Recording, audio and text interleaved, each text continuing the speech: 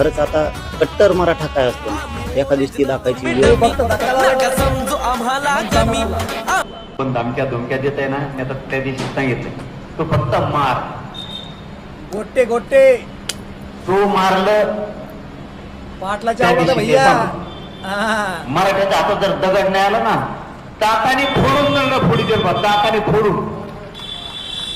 आणि तुला जाताना आमच्याच गावातून जाणार नाही तो या नेत्याला.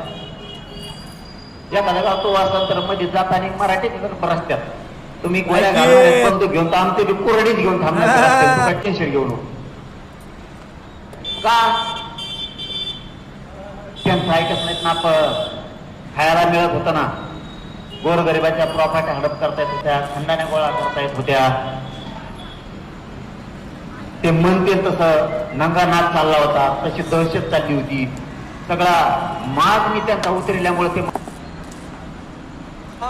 तुम्ही तुमच्या बापाचे जर आवडले असतं ना, फक्त पाटला हात लावून लागा. पाटलाने सांगितलं गोटे गोटे नाही, लायकीत राहायचं. पाटलाच्या केसाला धक्का म्हणजे मराठ्याला धक्का, मराठ्याला धक्का म्हणजे व्याख्या मराठ्याला नाही, 10 करोड मराठ्याला धक्का. लायकीत. जय शिवराय, जय महाराष्ट्र. एक मराठा 10 करोड मराठा. लायकीत.